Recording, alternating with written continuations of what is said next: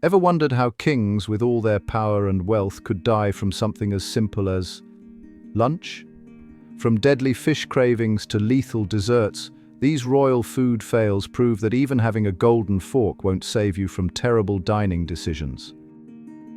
Let's talk about Henry the Fawn, a king who literally couldn't resist a killer meal. Back in 1135, this guy was absolutely obsessed with lampreys, those weird eel-like fish that look like something from a sci-fi movie. His doctors were like, "Hey, maybe don't eat those when you're sick." But Henry was having none of it. He was the king after all. So what did he do? Ordered a massive plate of his favorite fish, despite everyone begging him not to. Plot twist, those lampreys turned out to be his last meal. He got super sick with food poisoning and died a few days later. Talk about a fishtail gone wrong. The moral of the story: sometimes even kings should listen to their doctors, especially when it comes to suspicious-looking sea creatures. Now let's fast forward to 1216, where King John of England, the bad guy from Robin Hood, met his end thanks to some suspicious figs. This king had a major sweet tooth, and he absolutely loved these fruits. But during a military campaign, he stopped at Swineshead Abbey for a snack break that would go down in history. The story goes that a monk served him a plate of his favorite figs, except these ones came with a deadly surprise. Some say they were poisoned, others claim they were just badly ripe, but whatever the case, John got violently ill. He tried to ride to safety but only made it as far as Newark Castle before the figs finished him off. It's the medieval equivalent of dying from gas station sushi.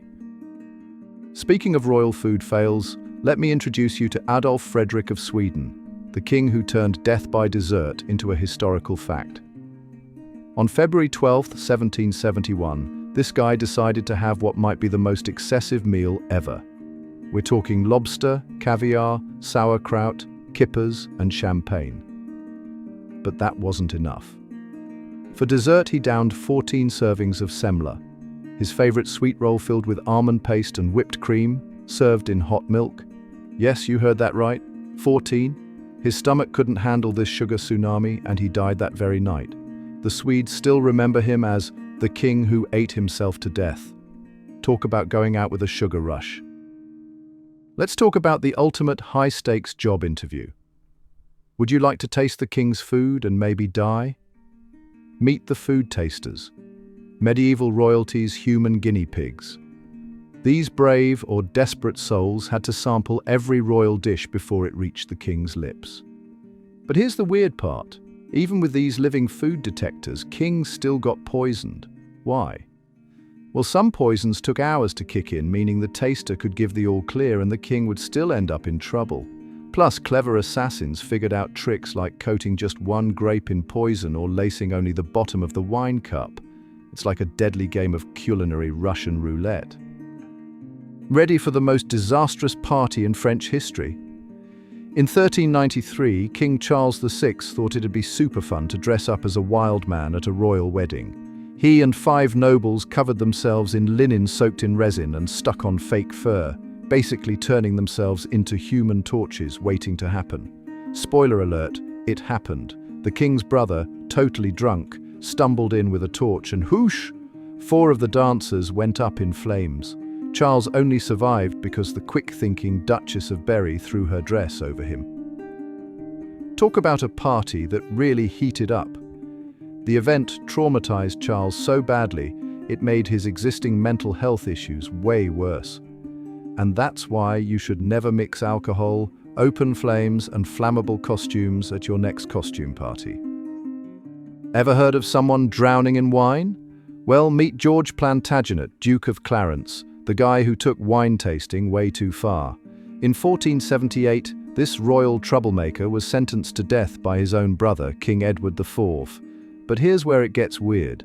George supposedly got to pick how he'd go out, and he chose to be drowned in a barrel of Malmsey wine. Talk about dying like you lived.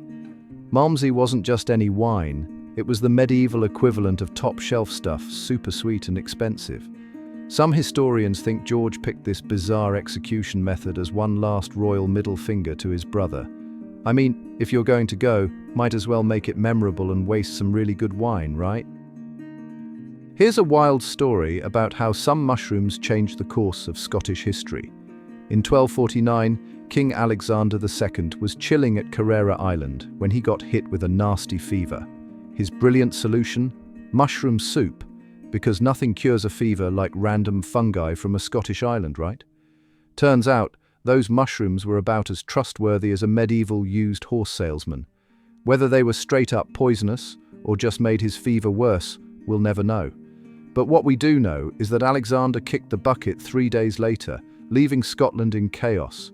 His 8-year-old son had to take over, and let me tell you, having a kid king rarely works out well for anyone except the power-hungry nobles who get to help run things. You might think dying from food is bad, but how about dying from laughing about food? Meet Martin of Aragon, who had the most bizarre royal death of all time. In 1410, after a hearty meal, Martin was hanging out in his palace when his court jester cracked a joke. The punchline? Something about a fox hunting in a vineyard. Doesn't sound that funny, right? Well, Martin thought it was hilarious. He laughed so hard he literally collapsed from a combination of indigestion and uncontrollable giggling. The poor guy kept laughing for 3 hours straight until, yep, you guessed it, he died from exhaustion. Talk about a killer punchline. Even weirder, his death without an heir kicked off a 2-year war of succession. Who knew a bad dad joke could cause so much trouble? Let me tell you about Frederick the Fun, also known as Barbarossa, who really should have packed a lighter lunch outfit. It's 1190, and Fred's leading this massive army through Turkey. Super hot day, everyone's sweating like crazy, and he spots this gorgeous river. Now, most people would change into swim trunks, right? But not our Fred. He jumps in fully decked out in his heavy armor. Why? Because he was hungry and wanted to cool off while grabbing a bite. I'm not kidding. This guy tried to cross the River Salef for a lunch break while wearing what's basically a medieval tin can. The current caught him and down he went, armor, lunch and all. The mighty Holy Roman Emperor, defeated not by an army, but by poor fashion choices and bad timing. Seriously, who wears plate armor to a pool party?